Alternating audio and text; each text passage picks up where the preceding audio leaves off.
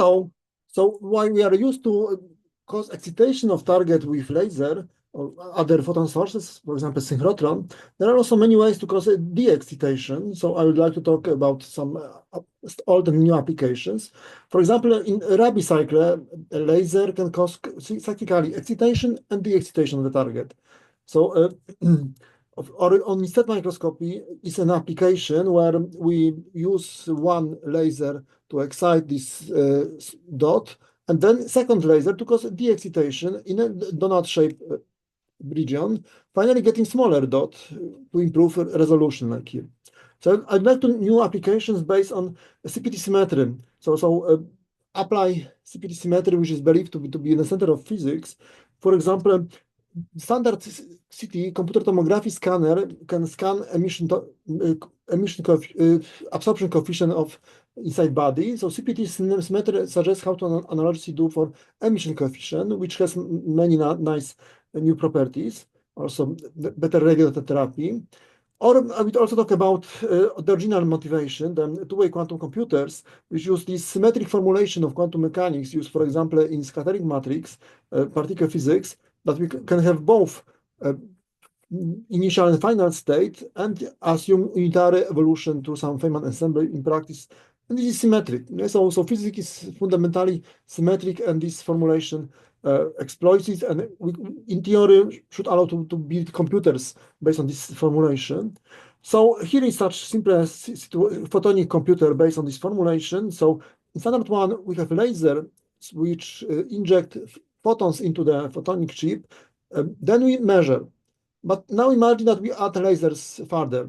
So now from CPT perspective, the photon should be reversed. Yeah, so now we should inject photons from the second laser. So we kind of can control both initial and final state. So if being able to control both initial and final state, then we should be able to have better stability, error correction, and also attack more higher complexity classes like NP. So I will talk later about it. So we can also think about this setting as we have two resonators in the beginning and at the end. And between these two coupled resonators, we have unitary evolution with this photonic chip. Yeah, so we control the flow not from one direction but from both directions. So there is similar situation in hydrodynamics, which is governed by very similar equations. So without viscosity, the equations are like below are very similar. It's available in this link. So the main difference here is that here we have speed of light, here we have speed of sound. So why naively we have optical heating, there is also optical cooling. While there is naively optical pushing, there is also pulling. There are tweezers which can allow to hold with laser literally. And generally, the radiation pressure is a vector. Can be toward the surface, then it's positive, but can be also upward the surface in theory when it's negative. So the application I will talk about, we try to use this negative radiation pressure. So, but the question is how to generate it, how to measure it. So that there are these main problems. So let's think about electronics and in various settings. So in standard electronics, we can push electrons into the chip with potential, but also simultaneously pull it from the chip. Yeah, so we act two ways. So pull and push electrons for better control flow of electrons of information. Also for microfluidic chip, it's not a problem to connect it into the pump and push with positive pressure and pull with negative pressure. So they are starting making superfluid quantum computers. So connecting such superfluid quantum computer into a loop with a pump, we will get two-way quantum computer as discussed here. So finally, there is this analogy between hydrodynamics and electromagnetics, what should allow to also do it for microwaves, for example. And the best would be doing it for photons, the most practical. But we need a pump for photons. So let's think about this ring laser as kind of pump for photons. So it enforces circulation of electrons in one direction. So now they inject the photons from one direction of this photonic chip. But from CPT perspective, we would reverse the photon flow and should inject these photons in the opposite side. So this is exactly like microfluidic setting. Yeah, so we both push and pull, and in CPT perspective we reverse them. Yeah, so if we can do electronics from both directions, microfluidics from both direction controls, why not do it with electromagnetics and photonics? Yeah. So okay, I will show more examples, many more. Okay, so let's think about the CPT symmetry of physics, which is believed to be at heart of equations governing physics. So, thinking about situation from the opposite, from its perspective. So it means not evolving forward in time, but evolving backward in time. So applying T symmetry, but also reversing space and reversing charge. Applying these three symmetries, evolving forward and evolving backward in time, the equations governing should be the same. Yeah, so this symmetry is required by some kind of Schwinger CPT theorem that Lorentz invariant local quantum field theories with Hermitian Hamiltonian must be CPT symmetric. Yeah, so if it would be violated, we would have to rewrite a lot of physics. So there are lots of experimental confirmations, and but they are all microscopic to my knowledge. So they tested it for single particles. So, but the big question: what about microscopic? So does it still hold for macroscopic systems? If so, maybe we can find applications like these two-way quantum computers. So the proposed tests applications can be also viewed as a test of CPT symmetry in macroscopic scale. Also, there is this Feynman-Stackenberg interpretation, which says that we can take a look at Feynman diagram and reverse it, and there are kind of antiparticles, are particles going backward in time. Okay, so while there is belief that equations are symmetric, the solution clearly isn't. Yeah, so we have, for example, second law of thermodynamics, entropy growth. So how to understand it? So there is no conflict because, like in this symmetric leg surface, the equations are symmetric. However, if we throw a rock, the solution is not symmetric. Yeah, so it's not a problem to break symmetries of equations in solutions. So we can think about what is this rock for our physics, and for example, Big Bang could be thought this way because everything was localized, so entropy was low, so it created the entropy gradient we observe as a law of thermodynamics. Okay, so finally, we should think about philosophy of time, what is quite crucial. So there is this intuitive for us philosophy present is that there is current moment, it evolves forward in time. However, CPT it's not very symmetric. Yes, also we say that this future is different than past. However, the more physical for modern physics intuition, the philosophy of time is the eternalized block universe. For example, in general relativity quantum field theories. So in general relativity, we say that it minimizes action. So we find a four-dimensional jello space-time, and each moment has to minimize action between past and future, and it's symmetric. In quantum field theories, we work on Feynman ensembles of four-dimensional scenarios. We could switch them with this Feynman-Stackenberg interpretation. So both of them work on four-dimensional scenarios and optimize action or assume they ensembles. So this symmetry allows to derive a Born rule, which allows for Bell violation thanks to this symmetry. There is this S matrix, like I mentioned, that there are symmetric formulations we would like to use for two-way quantum computers. Okay, so the very practical and symmetric phenomena is the Rabi cycle, in which we have two resonators, for example, laser pumped resonator and atoms as tiny resonators. And in Rabi cycle, they can cyclically, this laser can cyclically excite and de-excite this target. Yeah, so not only excite, but also de-excite. And looking from CPT perspective, we switch these two causalities. So there are these two equations. So one is this absorption equation, which increases the number of excited atoms. And there is this stimulated emission equation, which increases the number of ground state atoms. And in CPT perspective, again, they are switched. Yeah, so there is this very symmetric. So they have also a mechanical analog, like this capped pendula. there are two pendula which periodically exchange energy, like here. And we could think what about laser in this case of setting. We have a pendulum, and we have, for example, fan like here. Yeah. So if we use this pump against the pendulum, we can excite this pendulum, but maybe we could reverse the fan, and we could cause deexcitation of the pendulum. Yes, kind of drain energy from this pendulum. Yeah, so we discussed this deexcitation with laser, with fan. Okay, so we can also think about hydrodynamical analog of Rabi cycle. So here you have the water tank with some semi-transparent wall. There is a standing wave, but it exchanges momentum, pressure, positive, negative pressure, and for example, causing this particle to go left, right. Yeah, so there is again kind of laser and this particle which gets energy through negative positive pressure. Okay, so the question is how to get Rabi cycle with lasers. So turns out that most of lasers have built in this optical isolator that allows only for photons going in one direction.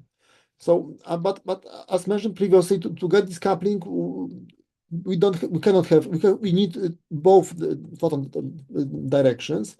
So I have checked literature how they work around this problem of having this optical isolator, and I have found two ways. So one is adding resonator.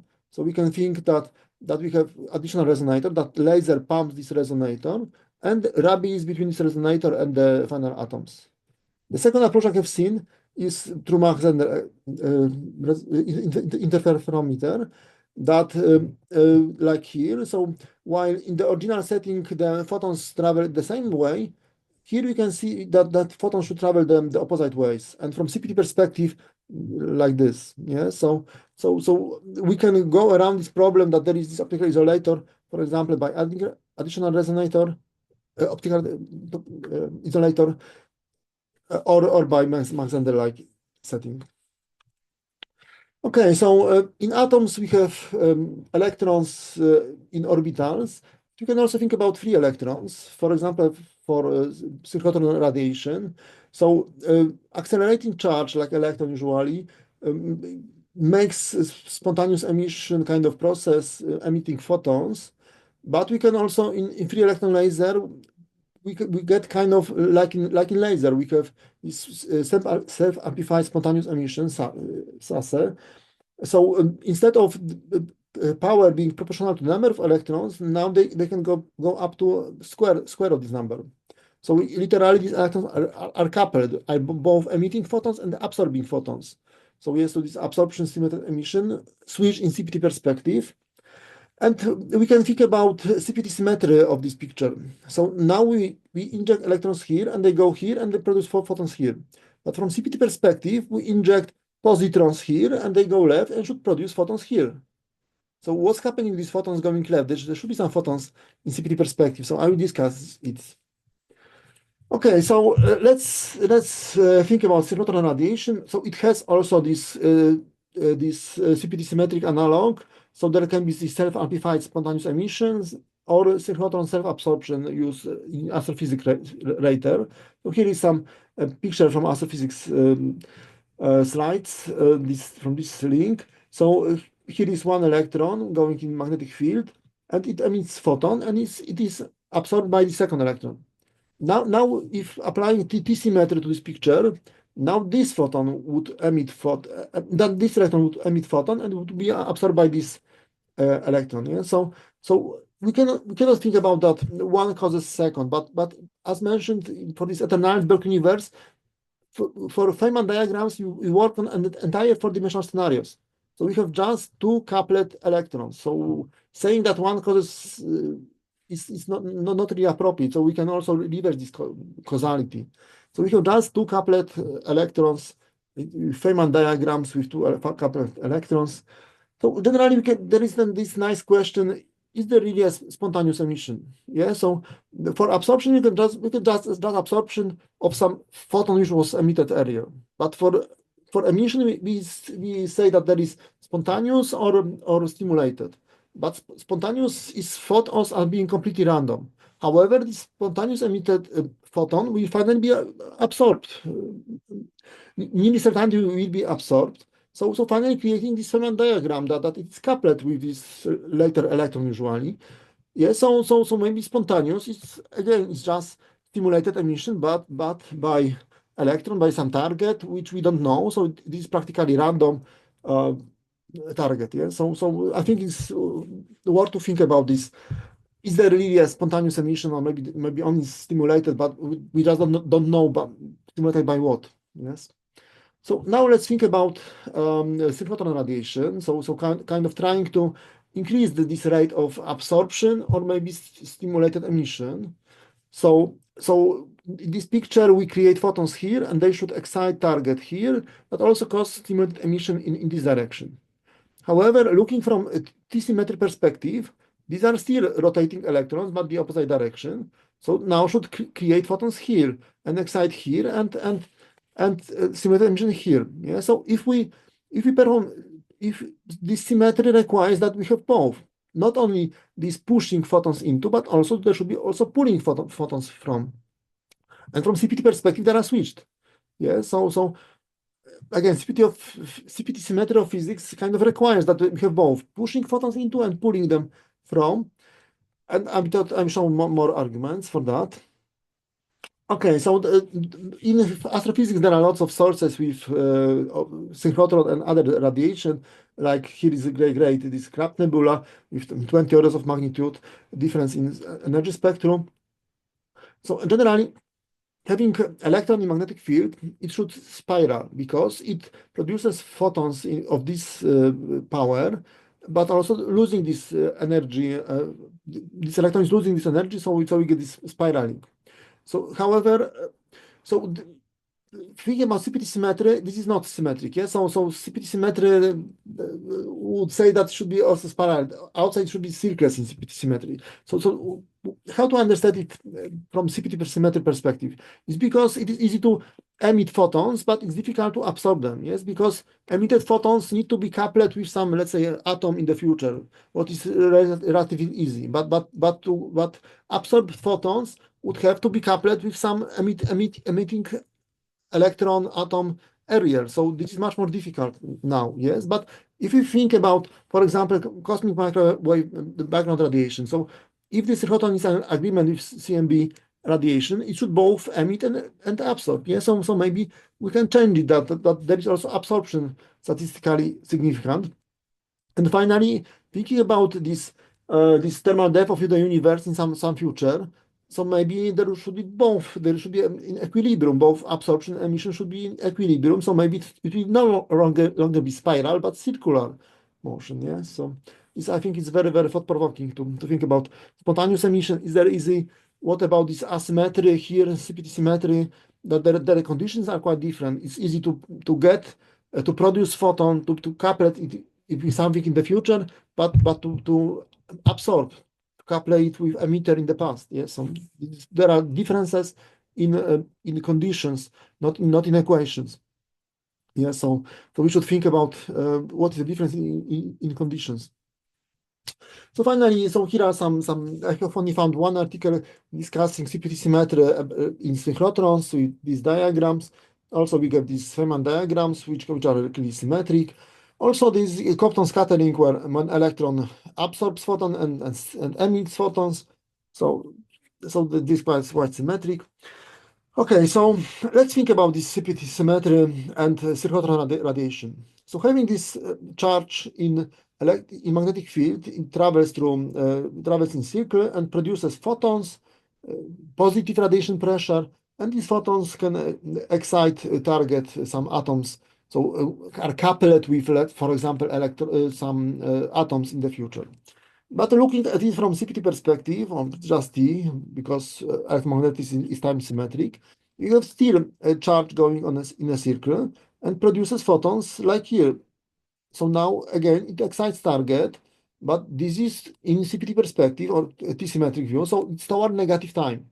So this excitation toward negative times means de-excitation in standard time. So now we go back to standard perspective. So we have to reverse the photon trajectories. So now we see that it should also cause excitation of this target, but also cause de-excitation of this target. Yeah. So target for, if you think about the reverse uh, trajectory of this charged particle. However, so again, so this requires that there is some target to be coupled with, like here, yeah. So it is very easy to get some atoms to couple with. However, this is much more difficult. It requires coupling with some other topic, some emitter. Yeah. So it needs photon source. Yeah. So usually there are this asymmetry in conditions that it's difficult to find this photon source. So it is why we have spiraling here, yes. But if we artificially add this photon source, then it should cause excitation of this target. Yeah. So if preparing target as excited, it should cause the excitation. So from equation perspective, you should have these two equations. So on this target, this equation absorption acts, and on this target, these simultaneous emission equations act. And in CPT perspective, they are switched again. Yeah. So also, if you think about this antenna, so this is some microwave antenna. So it can emit photons, waves, but it can also absorb. Yeah. So however, it can emit always, but absorb only when there is a source of this emitted area photon somewhere. Yeah. So again, it acts both ways. It can both emit and absorb. So we can also think about hydrodynamical analog, which is, I think, very, very didactic here. So from one side, if you have a fluid and we move some object in this fluid, we create positive pressure, but also negative pressure. And in CPT perspective, we move in the opposite direction and again, switch that to positive, negative pressure. So we have both, not only positive, but also negative. So then we can think about this marine propeller. So it creates wave like here. So this wave carries energy, momentum, and angular momentum, like photon. Yes, but there's no quantization, but generally it's very similar to optical photon. So what's happening when we start rotating in the opposite direction? Yeah. So now instead of pushing, instead of pushing with this wave, we can pull. Yeah. So we have negative pressure. So now if it hits an excited resonator, it should pull energy from this excited resonator. Yes, like this fan and pendulum. Okay, so the question is how to get this kind of photons, these negative radiation photons. Yeah, so that we would like to pull energy from excited resonator instead of standard pushing into.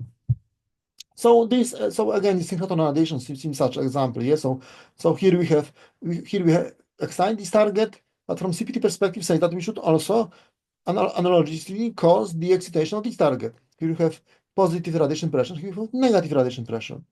Yeah. So let's think about could we detect it? Yes. And so here we can use a telescope for this kind of positive radiation pressure. So we got some lens and sensor. So it should be cooled detector monitoring population. Yeah. So now the photons excite here, and we can see it. However, so here we have very similar situation, but now the coupling between the two electrons. So we have one electron in the, let's say, pulsar, and one electron in some atom in the sensor, and now we switch them. Like in the two coupled electrons, we got just coupling. So we can switch this Feynman diagram. Yeah. So now we want to reverse this coupling. So now our detector produces photons because of synchrotron radiation in the pulsar. Yeah. So this backward camera should be able to observe negative radiation pressure, for example, from astronomical sources. So it should see synchrotron radiation, but not thermal radiation. Yeah. So it would be very interesting to check what this camera could see. So probably maybe some more additional information about sun, maybe here some probably many interesting objects with negative radiation pressure due to synchrotron radiation. And so I think this kind of camera could bring us a lot of new information about the cosmos. So I think this one application I think very interesting. So let's think about related applications. So now medical. So standard computer tomography has the source of photons, usually some gammas, some high energy. And now there is the human body, for example, and there is subtracted the number of ground state atom. So we absorb, uh, so we measure absorption coefficient. Then the rest is absorbed by the detector, and we can the integration of ground state atoms on the go, which absorbed is subtracted, so we can calculate the absorption coefficient. And for CT, we do this two-dimensional projection for many direction, and we can get with radon transform the three-dimensional maps. So let's perform CPT symmetry of this picture. So now we need to this negative radiation pressure. Yes, so we need not to push but pull photons, and so here we subtract, instead of N1, we subtract N2, the number of excited atoms, and we need this pump detector. So this is non-trivial to construct. I have some ideas how to practically do it, but to pump it, so we need, for example, population inversion. So we can use some three state, for example, erbium, or there are many dyes of three state for like in STED microscope. So we should constantly pump this target and somehow monitor population. So there is some ways to do it. I will talk about later. So the question is, so why it is more interesting to subtract N2 than N1? Because usually N2 is much smaller than N1. Yeah. So the transparency should be much better.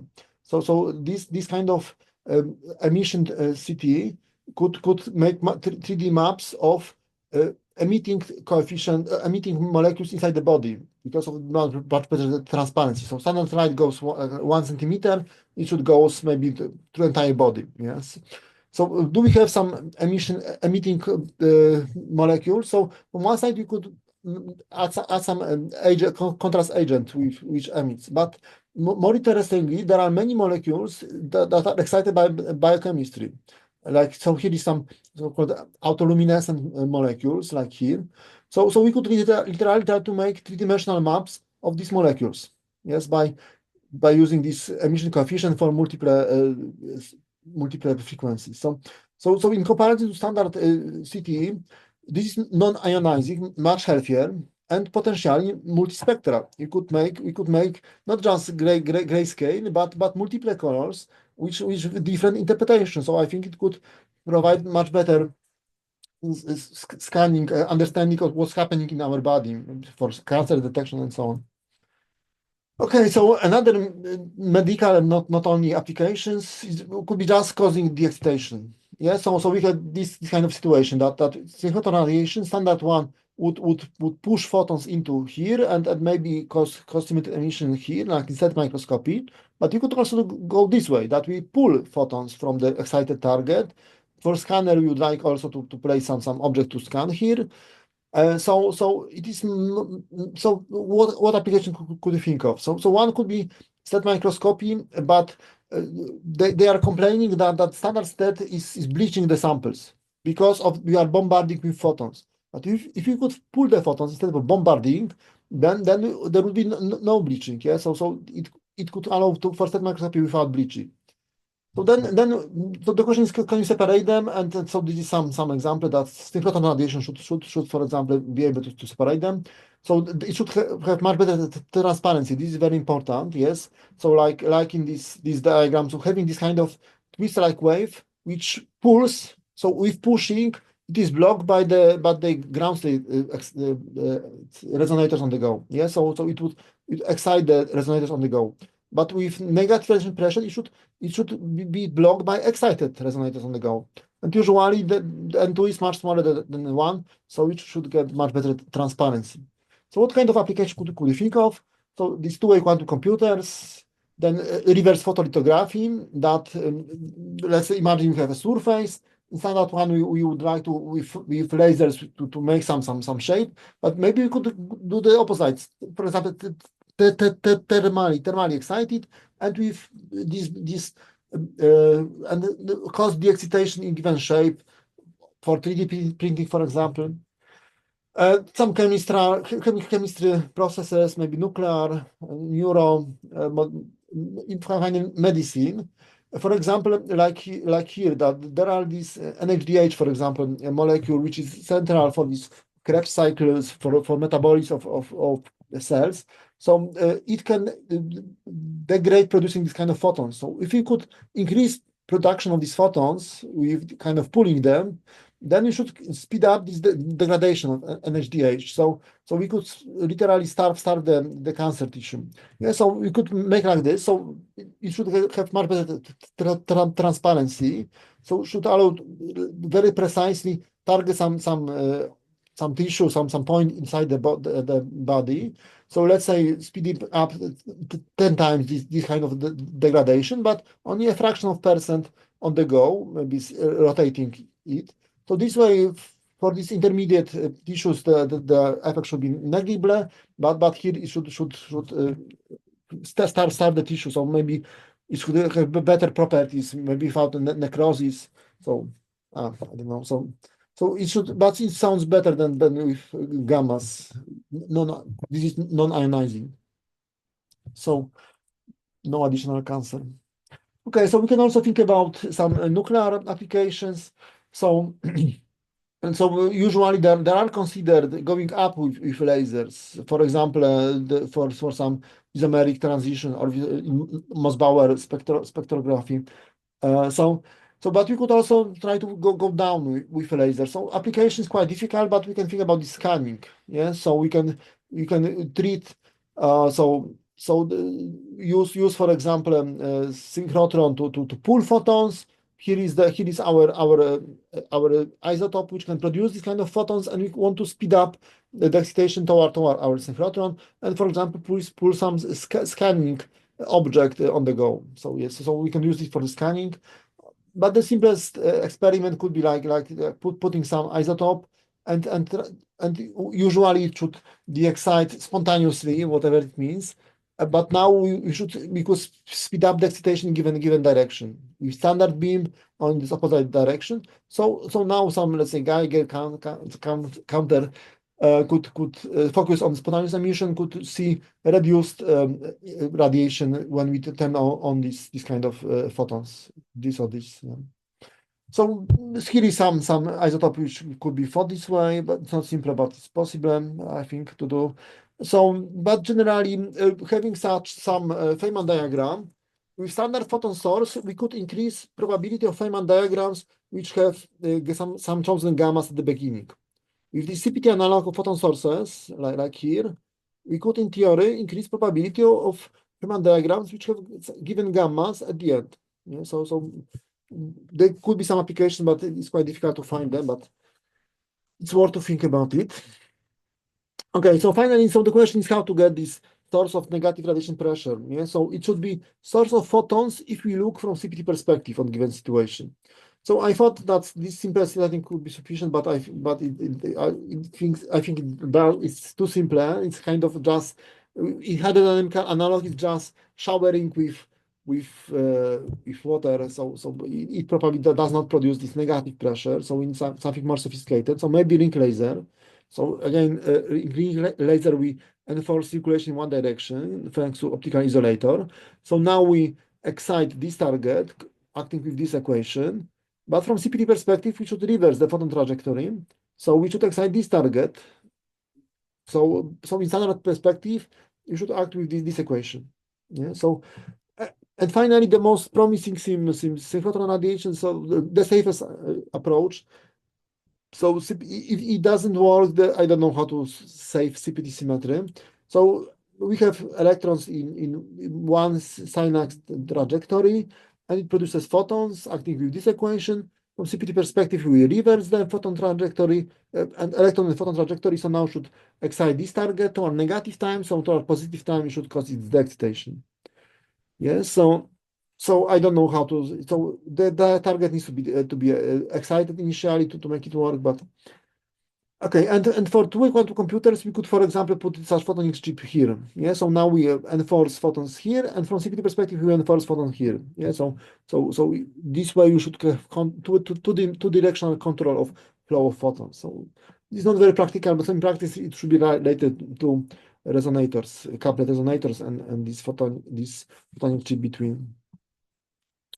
Okay, in literature, fiber optics literature, there was something related.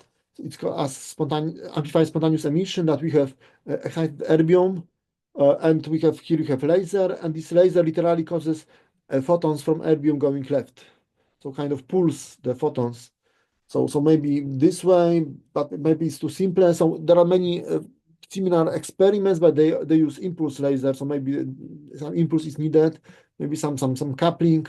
But the big question is, do we need synchrotron, or maybe could it be realized with simpler lasers? So I hope it could be, but it's not that simple. So this is about this backward camera. So camera which can see if something is pulling photons from us.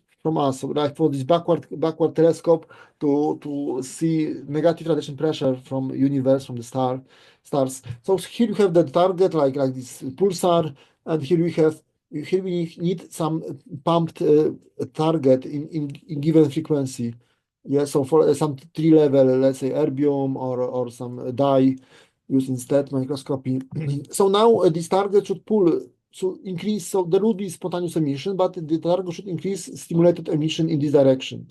So there is a chance that just putting this half mirrored this beam splitter, this mirror here, some of these photons will go to the main sensor. So here is the standard sensor, and it should hopefully see negative radiation pressure from this target. Yeah, so this is probably a way to build this backward camera, also a part of this emission computer tomography. So yeah, so here is this emission computer tomography. Yeah, so here we have standard one. Here we have this reverse CPT analog. And another application could be this backward lighted camera that instead, like here we have camera, here we have something with negative radiation pressure. So it should increase emission from this target. So there could be some thermal emission, maybe some medical, some contrast agent to increase, but also could be for quantum cryptographic protocols like BB84, because imagine there is a satellite trying to send single photons down to the target on Earth. So this negative radiation pressure should couple with the resonator in this satellite laser, and should increase the excitation. So instead of this one photon as intended, it should produce multiple photons, and this camera could get some of these photons, steal them, and try to get the information. So this is potential way to attack quantum cryptography protocols. Okay, so here are some articles claiming negative delay. So what seems related to the mentioned effect. So for example, here is 2003 paper saying that delay between impulse going here and after this rubidium cell can be, for some parameters, can be negative.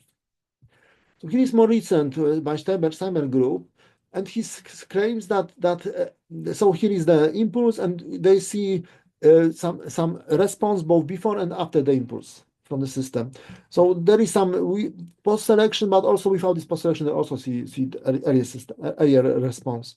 So, and they generally claim that this photon has spent a negative time in the medium.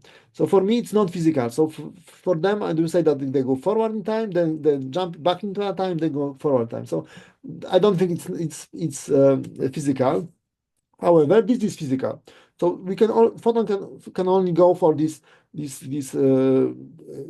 speed of light curve, but the direction doesn't matter, because we have coupling in the Feynman diagram. It can be coupling this way or this way. So maybe this photon source has caused the excitation in these excited. So in these rubidium atoms, which were excited by the optical trap. So I think the laser source has caused the excitation of this excited rubidium atom, and so instead of this picture, it should be this picture, yeah.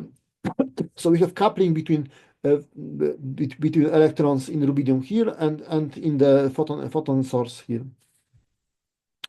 Okay, so let's think about this textbook view. So the textbook say that this is spontaneous emission, this is absorption, and this is the textbook stimulated emission. So we have one photon and it knocks out another photon from the excited target.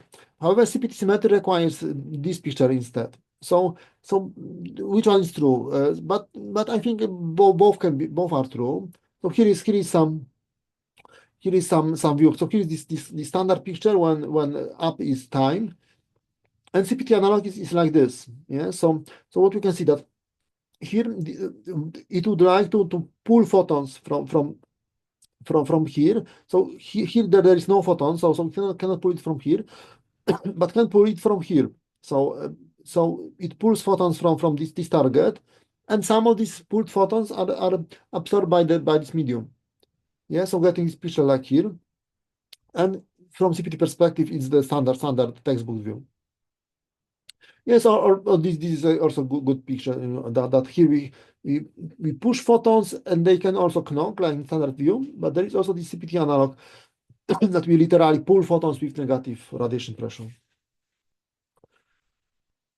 Okay, so and this might require some modification of scanners that also the second type is also affecting, but letting positive time. So it needs to be included in finally these CT scanners. Okay, so let's go to finally to this two-way quantum computer. So some summary. So in standard one-way quantum computer, you have state preparation, you need unitary evolution and measurement. In a two-way quantum computer, we also add this CPT analog of state preparation. Yeah, so we have a process for state preparation. We can also prepare situations such that evolving backward in time from the CPT perspective, we get the ordinary state preparation process. So one example is for example, with strong magnetic field, we can enforce spin up. So if we apply it before, then we enforce initial state, we have preparation. But if we apply it just after, we enforce the final state, we have post-preparation. Yeah, so why we can enforce initial but not final? So these kind of two-way quantum computers require this symmetric formulation quantum mechanics. So like used in scattering matrix, that you have you can fix values from both directions, and between them there is unitary evolution through Feynman diagrams, for example. So this post-paration, like here, mathematically turns out to work as post-selection, however, with higher success rate, because post-selection has probability that so in post-selection we measure them and discard those which are not as we want. So with post-paration, all should be as we want. So we don't need to discard. And discarding usually can be up to so they can survive only exponentially small. So this could be up to exponential improvement.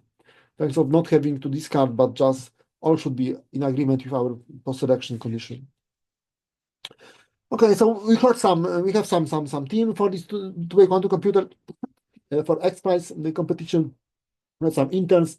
There are some articles. I have mentioned this one potential realization that we have lasers, couplet resonators, and between there is this unitary evolution which controls this coupling between two resonators. So in theory it should work, but the difficult part is realization. So getting collaboration with practicants, working experts in given technologies to try to test on real quantum computers. So one possibility potential is that with low temperature we can say that the state is nearly certainly the ground state. Yeah, so evolving from left to right, so standard forward in time. Thermalization says that the state should be certainly ground state. However, we have a reservoir which is cold. So evolving back in time, we still have thermalization going left, still should have thermalization, and which should allow us to assume very low temperature because it's the same from CPT perspective. This symmetry does not change the temperature. So, for example, looking at this situation, we both evolve forward in time, getting here near certainty in the ground state, but we can also evolve backward in time, getting here near certainty in the ground state. So we get this two-way control, yes, so like here. So why you shouldn't get two-way quantum computers? So the difficulty here is that we cannot measure these qubits, these to be post-paired qubits, because measurement is quite invasive process. So instead, we should just go into the reservoir such that evolving back in time, we get from this cold reservoir into the unitary evolution. So another condition is that we need to wait. So we need to wait for thermalization. So it's relatively large time, but to get this perspiration, we would have to wait here. So such that evolving back in time, we should get ground state in certain time. So another popular technology, especially thanks to Intel, are the silicon quantum dots, where there are many ways to prepare, but generally all of them use some electromagnetic impulse. Using electromagnetic impulse for state preparation, you can just reverse its shape to prepare a situation that evolving backward in time, we get the conditions for the original state preparation. So it is relatively simple. So if you have just impulse, then you can just reverse this impulse for preparation, post-preparation. So like here, so having these quantum dots, we can perform the impulse to tunnel electrons into these dots. But from CPT perspective, so just performing opposite impulse at the end.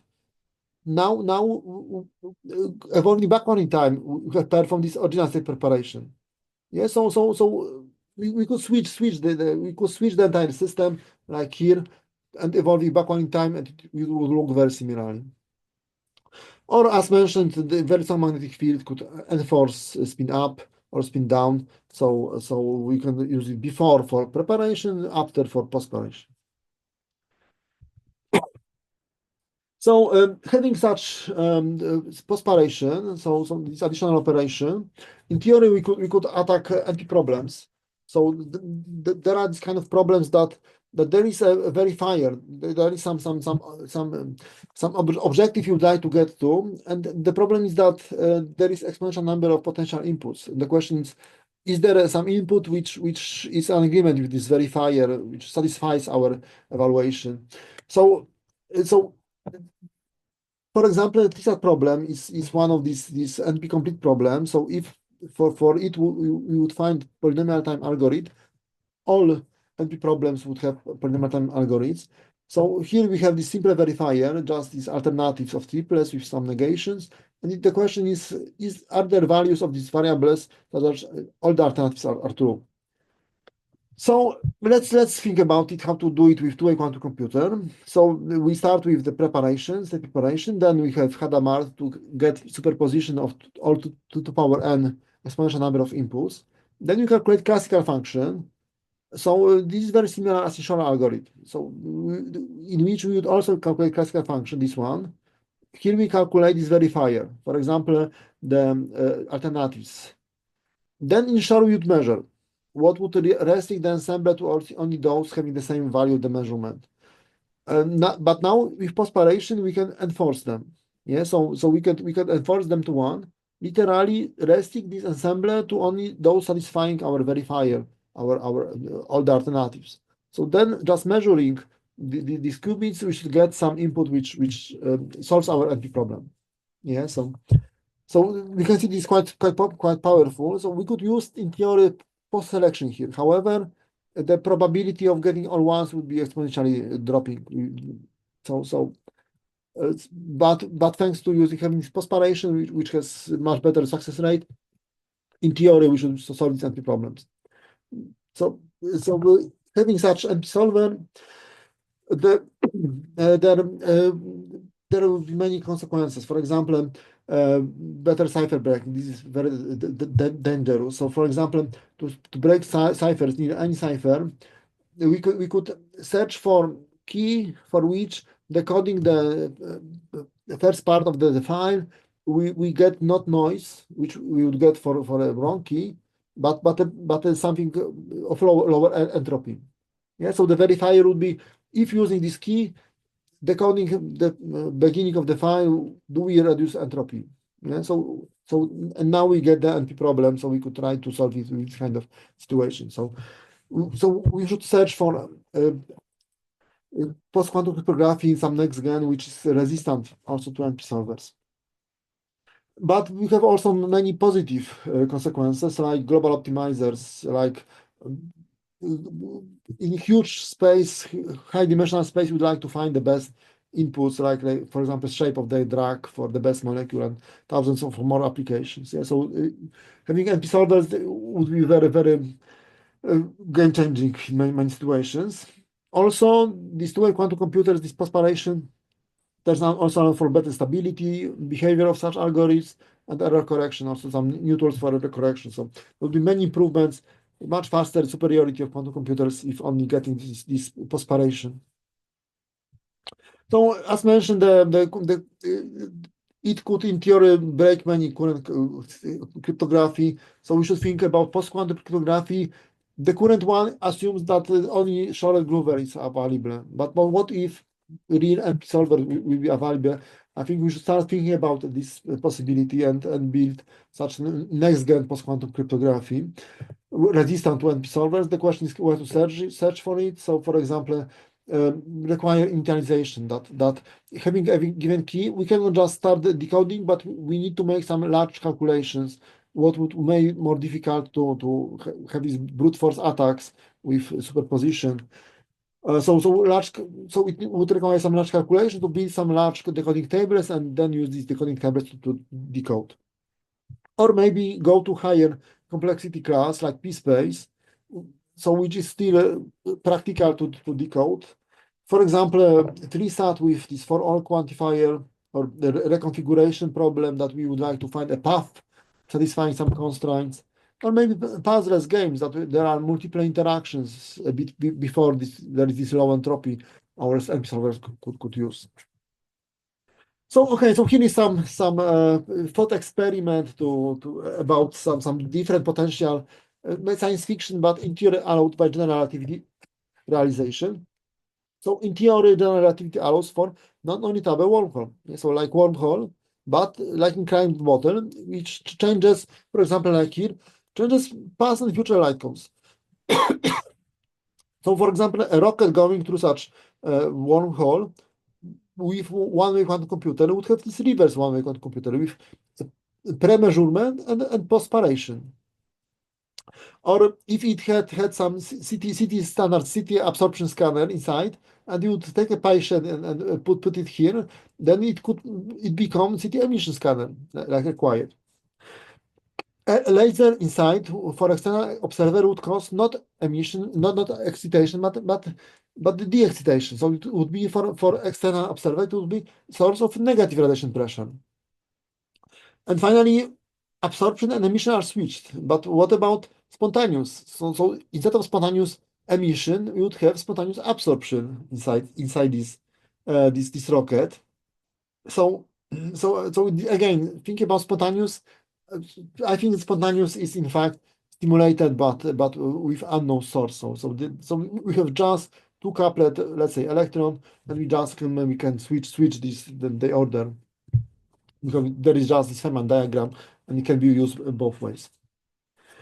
Okay, to summarize, the big question is how to generate and measure negative radiation pressure.